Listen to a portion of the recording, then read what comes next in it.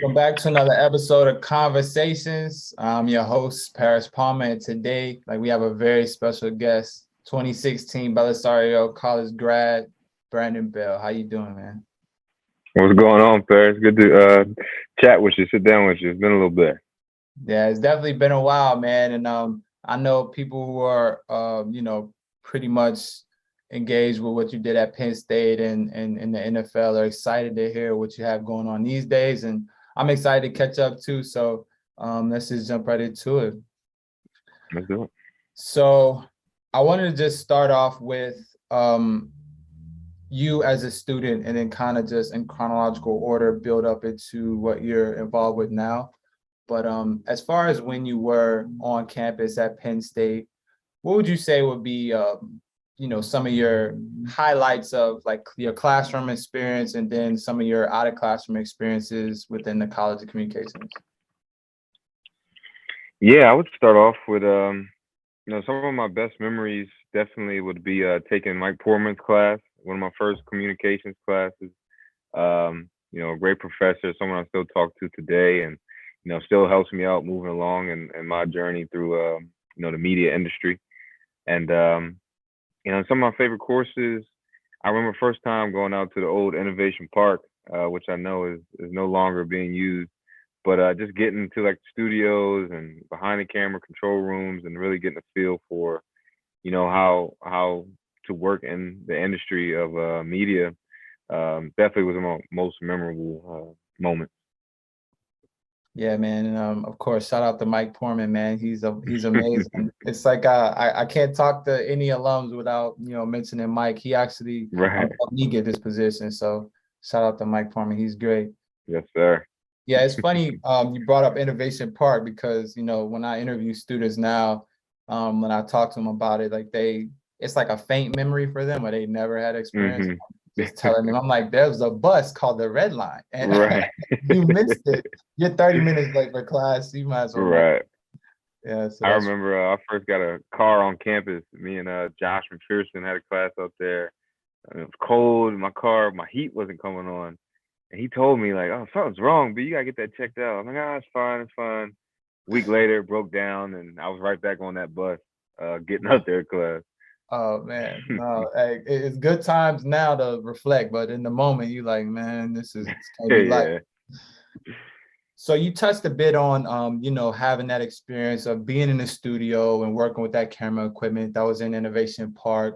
What are some things you would say that you learned from your days as a Penn State student that you still use today in the field? Yeah, I would say just kind of my detail going into, whatever projects it may be. Whether it's an interview like this, kind of getting my questions in order and setting up the times and the studio, whatever it may be, and just scheduling out and mapping out everything that needs to be done, what I need to do. Especially playing football at the time, it was kind of hard to truly dive into it, but the projects we had, planning and everything was definitely very important. I think that goes really in any industry, but especially in this.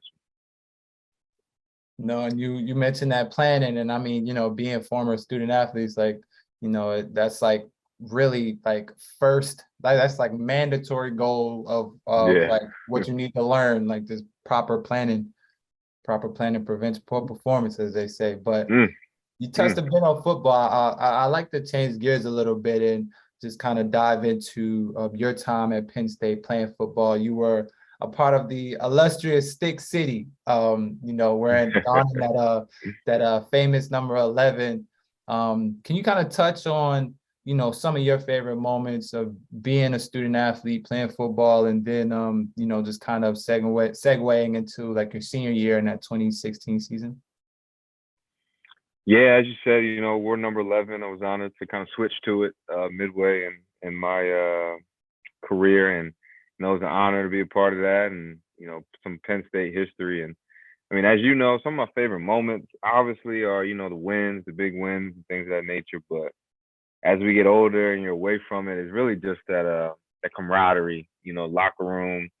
You really don't, because you don't get that anywhere else. You can work for a great organization, company. It's never going to be as close knit as that locker room, and just the simple, moments, joking around, practice, going through the hard workouts, sweating, literally blood, sweat, and tears, literally blood, sweat, and tears with, the guys you kind of grown up with, young age. So those are some of my best memories. But obviously, the wins, you said going into that 2016 season, we really kind of turned it around. It was a rough season, but turned it around, and gutted out some big wins, some big wins.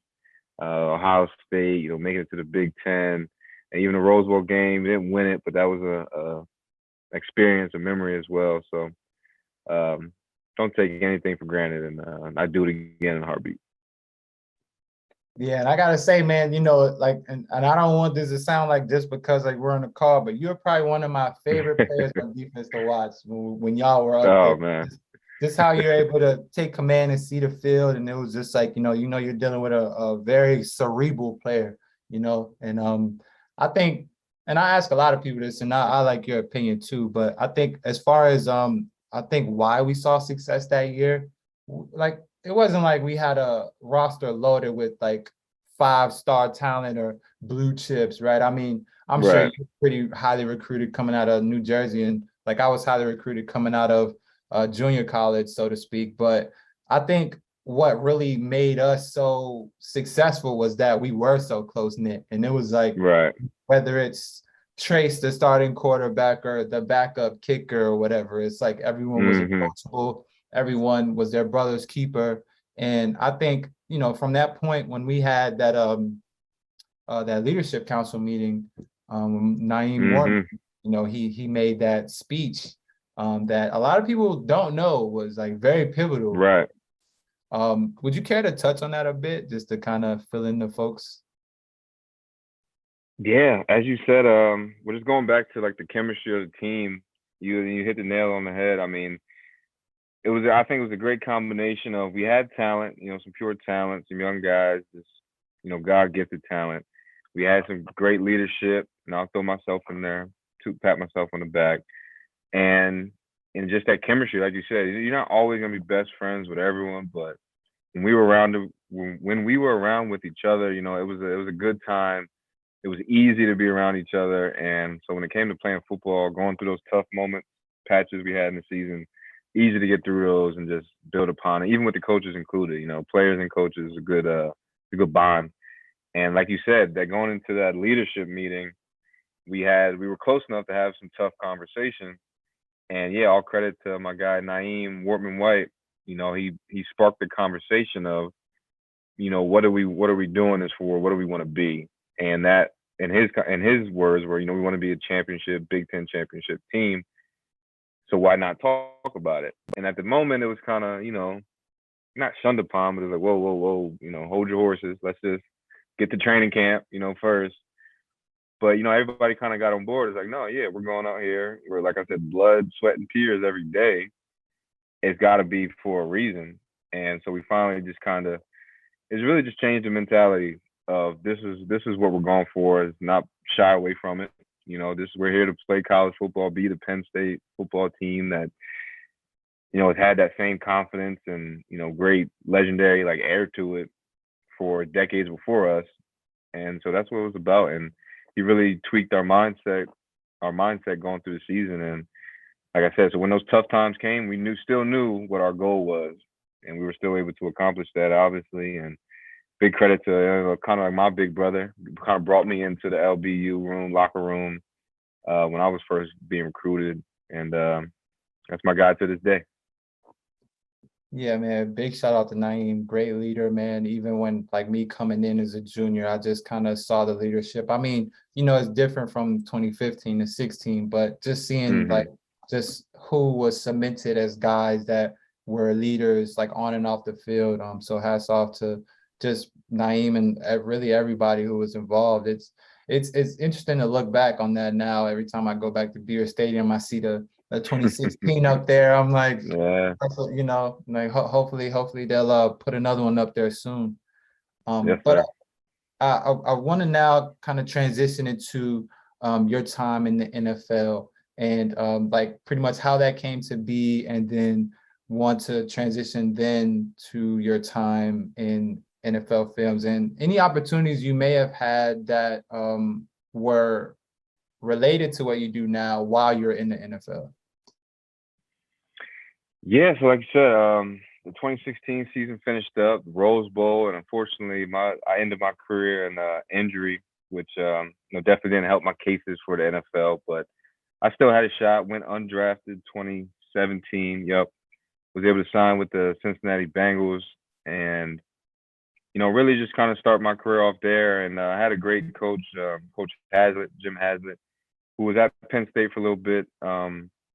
Kind of more as a liaison kind of deal, but wanted being a linebacker coach, so he knew who I was, what I was about, and obviously nothing is given, definitely not, especially not at that level. So, but just gave me the opportunity, come in, and I was practice squad my first year, and actually this was the end of the season. I got out there, had a chance to play, and really, as you all know, that's kind of dream come true, and set upon the next year, go at it and compete for a role in the linebacker room, special teams, and unfortunately came up short, but was cut, and they brought me back, and then I was playing the rest of the year. So another opportunity, just touched the field, and then coaching change, the new regime of kind of the Bengals came in, had a chance, but they brought in their guys and was cut short.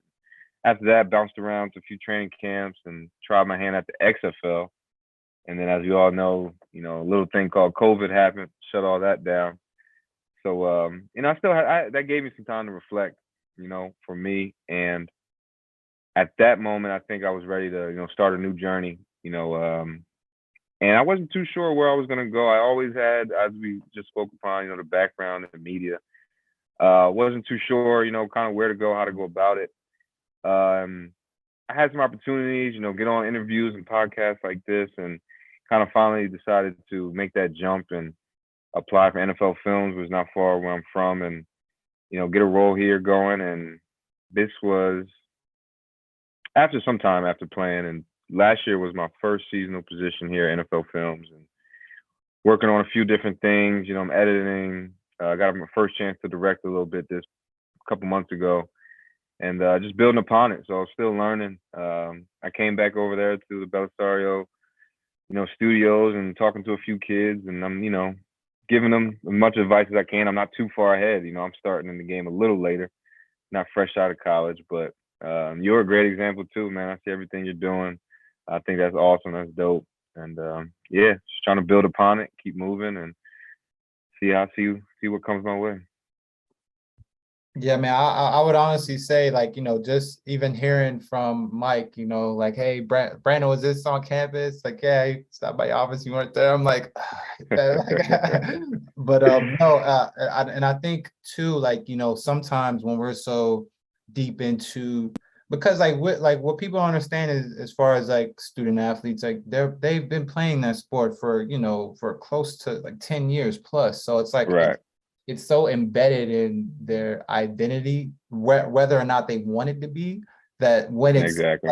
when it's pulled away, it's like you kind of left at a square one, so to speak. So for you to have to deal with the COVID is like pandemic, excuse me, and then have to sit down and figure out what's next. It's almost a blessing in disguise, honestly. Yeah. So as far as and we just talked about, being a former student athlete and making that transition.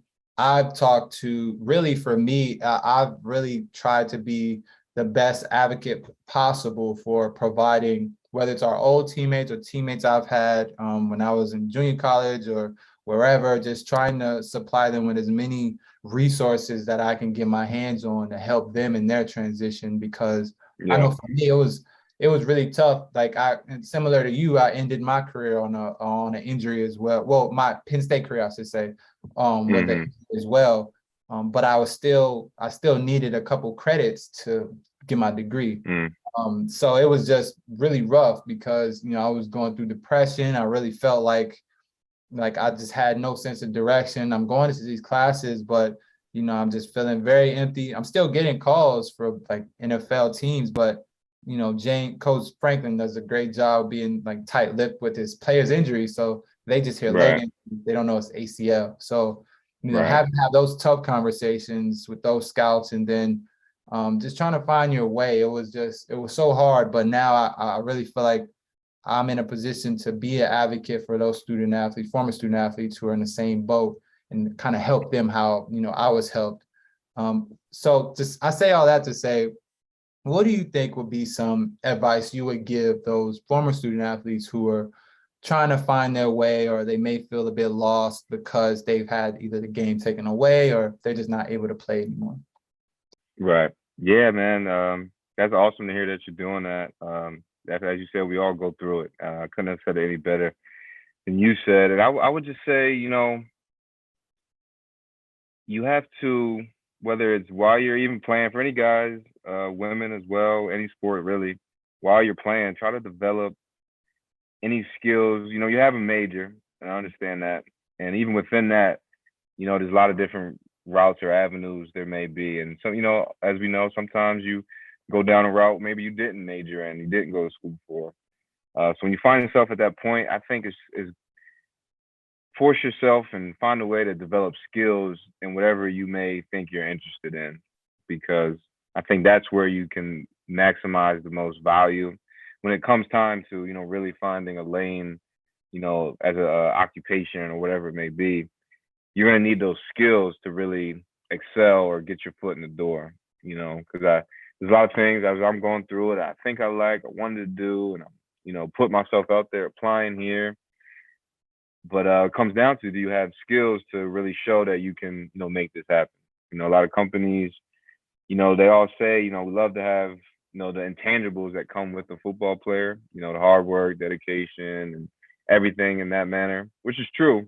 But you still need those skills to kind of on paper to say like, okay, I can do X, Y, Z, and I'm going to bring along, this leadership, this work ethic, this sacrifice, everything like that. So I would say that whatever it may be, if you're into food, music, architecture, whatever it may be, the list goes on. Put yourself out there and try to put your best foot forward. No, I think that was like very, very perfect sound advice that's going to help a lot of people out there. So, thank you for that insight and just, being vulnerable and honest for sure on this episode. And and you touched a bit on like when you discussed the advice, you mentioned that having those intangible things of being an athlete is nice, but needing to show the skill required to fulfill the job, it's like it supersedes that a bit. Did you ever feel like being a student athlete and applying for these jobs or looking for those positions, did you feel like, you may have had a chip on your shoulder coming in because others may have had like more of a head start? Because I feel like, and I can speak to that a little bit, because I feel like when I got like started, right, because I was all part-time until I got like a full-time position with the benefits and all that stuff. But I always went into every place, of course, as you mentioned, the leadership, the hard work, sacrifice, all that. But I really felt like I needed to attack my role, or I needed to go above and beyond, because it's so easy to like typecast the student, the former student athlete, right? Oh, he's just gonna Right. coast, or oh, he may just like assume it's just gonna be given to him, or this and that because he played. Like, did you ever feel those feelings, or did you just kind of like hit the ground running, knowing that like you were prepared for everything? Yeah, I mean, I definitely wasn't prepared for everything. That's I think that's why we feel that extra angst to, go even harder. Maybe, it's natural to a bit, it's the competition in us, which is good. But definitely, like you said, I definitely, like you said, it felt like I was starting a little later or something like that. The opportunity cost of, coming straight out of school, getting into that field that you like, or, coming into it a little later. I felt like I wanted to go back to school, learn some more, just to, feel like I could keep up. But a lot of people, good people here in NFL Films, telling me, no, you're in it, you're learning on the fly. It's the best way, to a certain degree. And, all the experience you're getting now is going to pay dividends in the future. No, that's awesome, man. Well, that's definitely great to hear that your time at NFL Films is going well, and it's always great to grow into a role, right? Because, you may not feel like you're the perfect fit right now, but, at the time, but, as you go along, you grow into that perfect puzzle piece and the full picture becomes that much clearer. So definitely going to help a lot of people out there. Brandon B. Bell, my guy, I want to thank you again for sitting down and giving us Peace. this insight. I usually give talent the opportunity to have some sort of closing statement or remarks if they wish. Just anything that may sum up like a point they hit on earlier, or just like any type of mission statement. If you'd like that opportunity, we love to hear it, but also too, if not, that's also great. Um, yeah, I can. I'll leave out on I'll just leave out on a quote that I kind of heard when I was really young and really has stuck by me ever since. And I'll just leave off with that. One second.